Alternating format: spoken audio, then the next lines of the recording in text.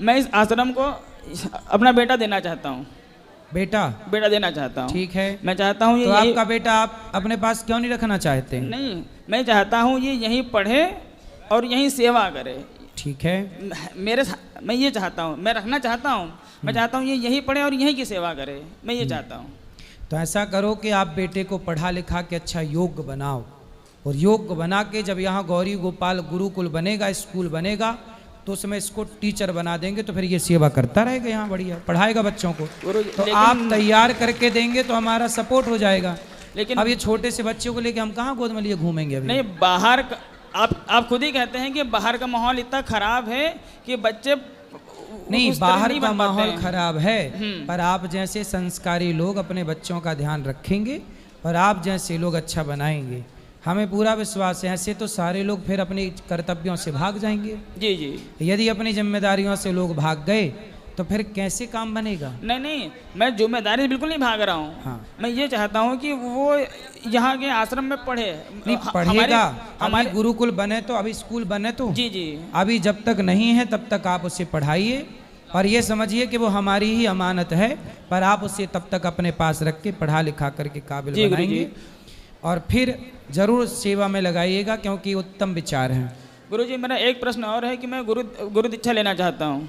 ठीक है, लेकिन उसमें समस्या ये है कि मेरे घर वाले सब खाते हैं। सब खाते हैं मतलब मीट मुर्गा सब खाते हैं। आदमी भी खा जाते हैं? हाँ, आदमी तो नहीं खाते।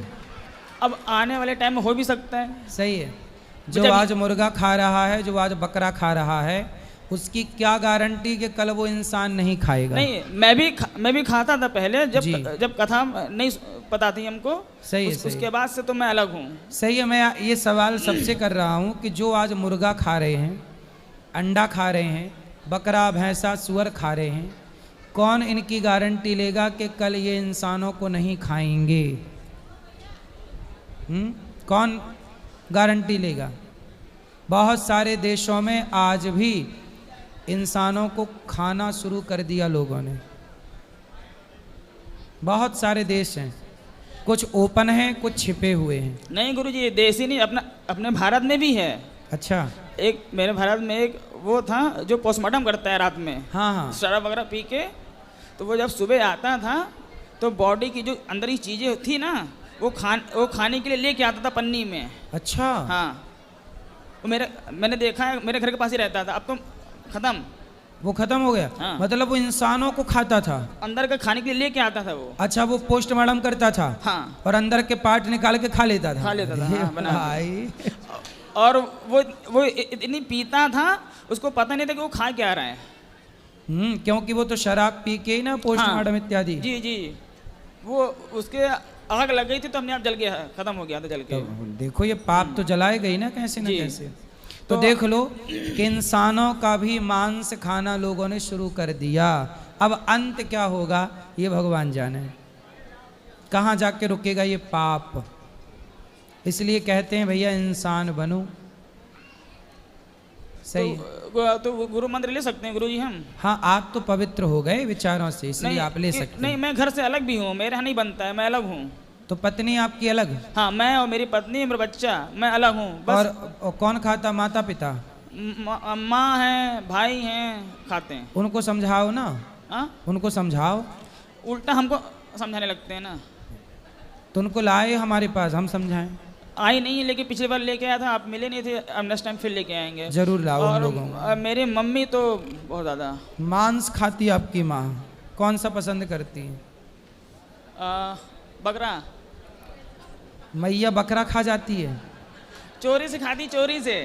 चोरी से बकरा कहाँ मिल जाता है? नहीं, ऊपर बनता है ना, तो मैं पूछता हूँ मम्मी कहाँ जा रही है, तो कह रही है बस मैं ऐसे ही जा रही हूँ, खाता नहीं हूँ। लेकिन अब जाहिर तो खाएंगी ना ऊपर।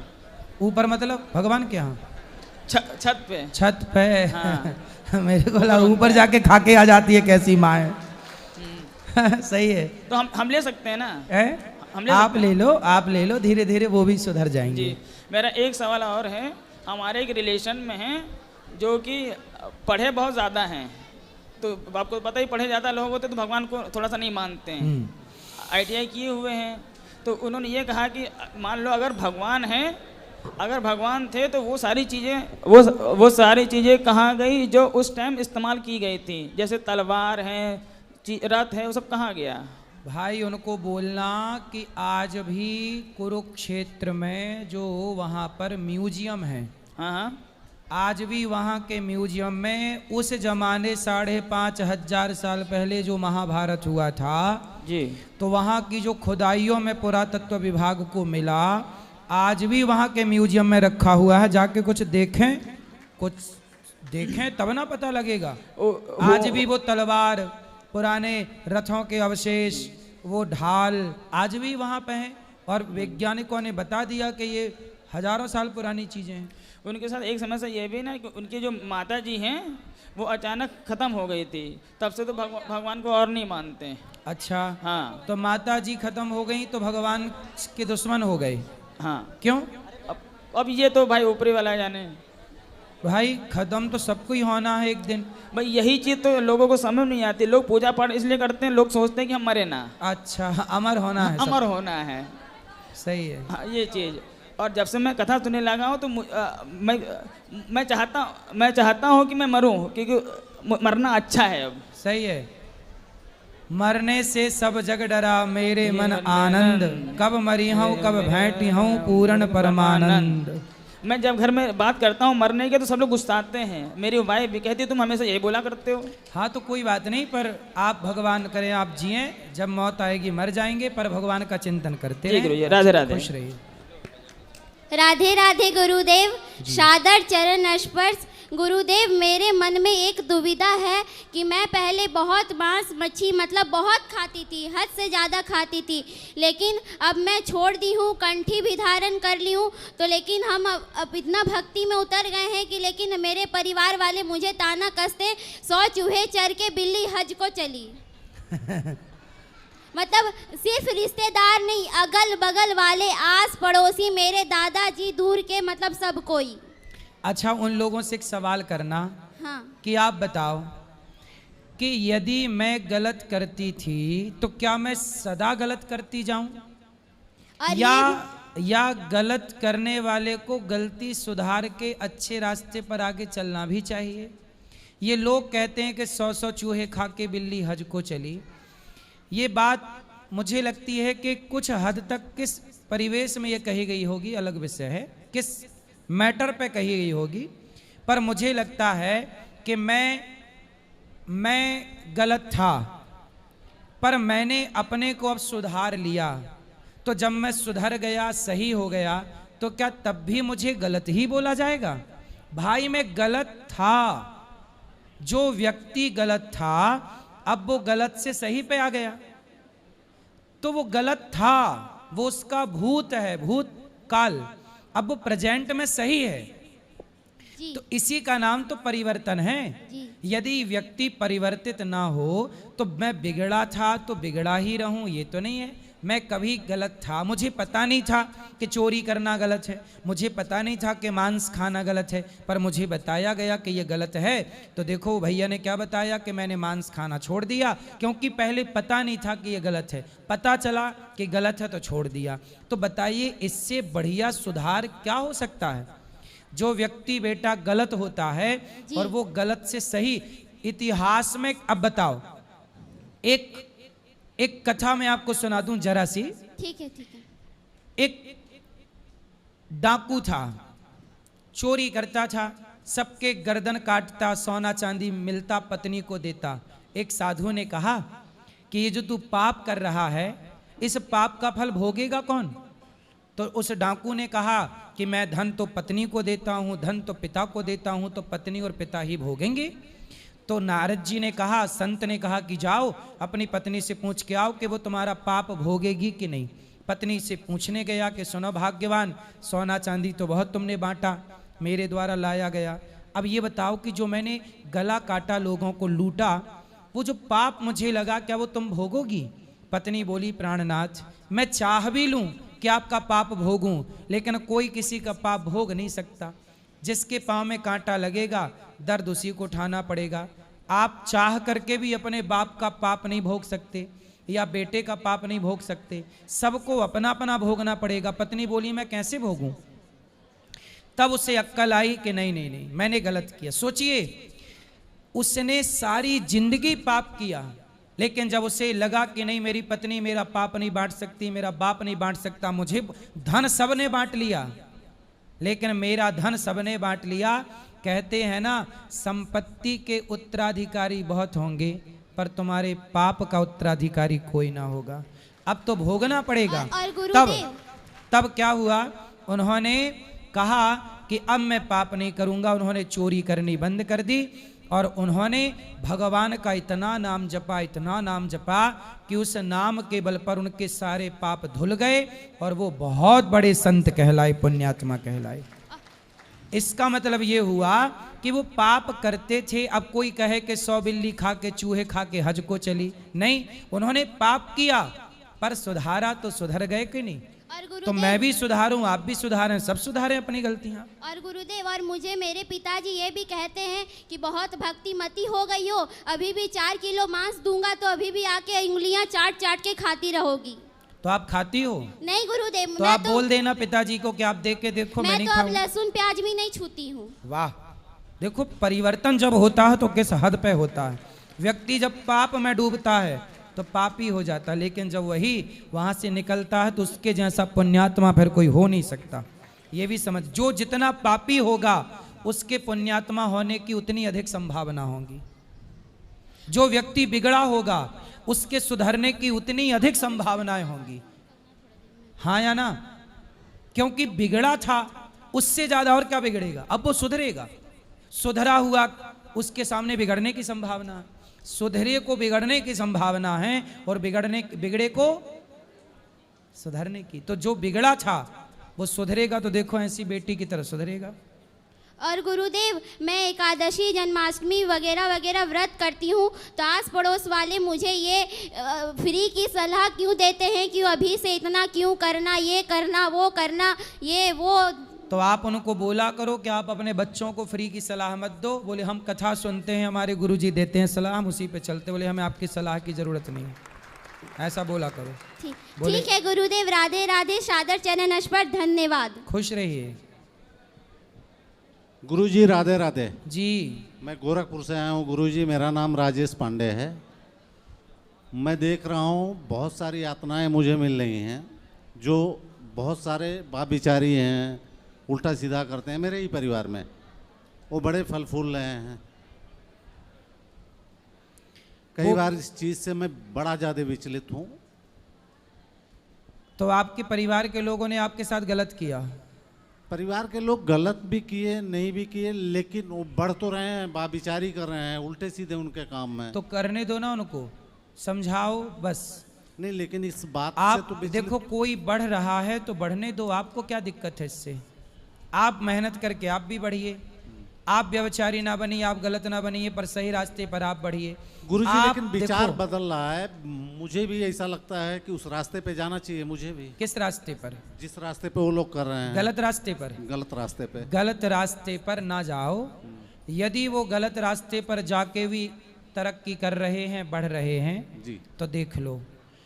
जब दुर्योधन गलत रास्ते पर चला, पांडवों का धन लूटा जी, उनकी पत्नी लूटी, उसके बाद 13 साल 14 साल तक दुर्योधन तरक्की किया, बढ़ा। फिर अचानक एक दिन ऐसा आता है कि 18 दिन के अंदर सर्वनाश हो जाता है। बोलो हाँ जी, जी। तो जो गलत व्यक्ति है ना, जैसे आपने दीपक जलाया होगा, जब दिया आप जलाओगे तो वो धीरे से जलेगा, हल्का सा प्रकाश करेगा, लेकिन वही दिया जब बुझने वाला होता है तो वो बुझते समय तेज जलता है। जी, बोलो हाँ। हाँ। दिया बुझते समय तेज जलता है, वो तेज जल के बुझ जाता है। तो जो पाप करके आगे बढ़ रहे हैं, बस समझ लो कि उनके पाप का अंत हो रहा है, अंत होने वाला है, इसलिए वो तेज जलते हुए, तेज भागते हुए नजर आ रहे हैं। लेकिन जो धर्म पर चलते हैं ना बेटा, वो धीरे धीरे आगे चलते हैं और धीरे धीरे धर्म से चला हुआ व्यक्ति लक्ष्य तक पहुंचता है। कछुआ और खरगोश जी, कौन तेज चलता है? खरगोश। लेकिन पहुंचता कौन है? कछुआ। क्यों? क्योंकि आप जब धर्म की चाल चलेंगे तो धर्म की चाल धीमी होगी, अधर्म की चाल तेज होगी। तो अधर्मी कितना भी तेज चल ले, पर मंजिल तो धर्म के रास्ते पर चलने वाले को ही मिलेगी, जिसका ईश्वर पर भरोसा है। इसलिए भगवान का आसरा ना छोड़िए। ये बेईमानी करके कमा भी लेंगे तो कमा के बांध के ले जाएंगे, सबको तो यहीं भोगना है साहब। रावण ले गया क्या, दुर्योधन ले गया क्या कि ये आपके रिश्तेदार या पड़ोसी ले जाएंगे? सबको यहीं चुकाना है। आपको बता दूं, भला कीजिए भला होगा, बुरा कीजिए बुरा होगा। यही लिख लिख के क्या होगा, वही लिख लिख के क्या होगा, यही सबको चुकाना है। सजन रे झूठ मत बोलो, प्रभु के पास जाना है। ना हाथी है ना घोड़ा है, वहाँ पैदल ही जाना है।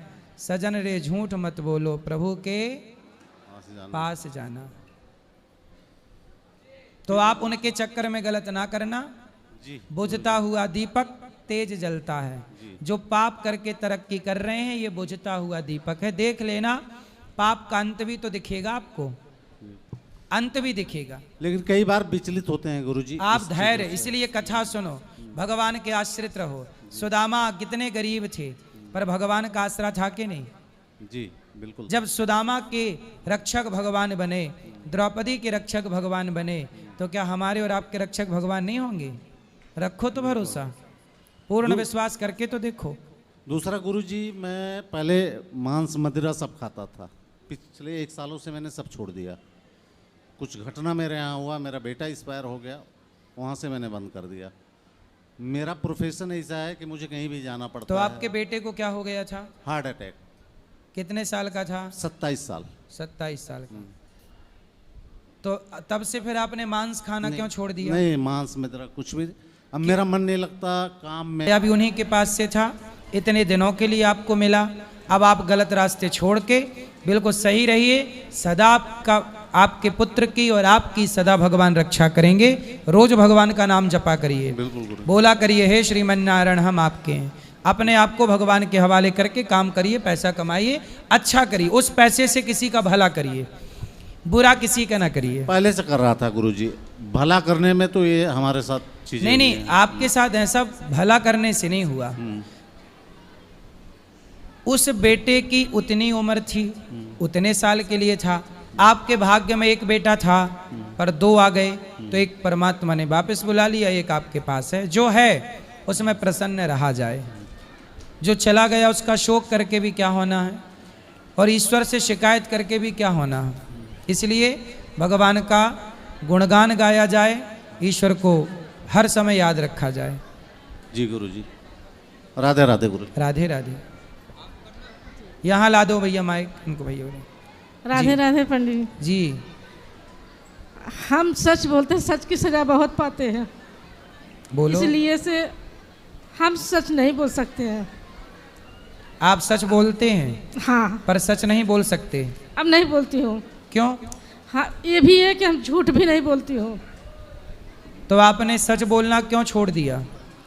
जब जब हमने सच सबके सामने खोली, सच बोली, कोई हमारा भरोसा नहीं किया। भरोसा कोई ना करे, किसी को भरोसा दिलाना क्यों? केवल भगवान को भरोसा होना चाहिए ना हम पर और आप पर। हम दुनिया के दिलों को क्यों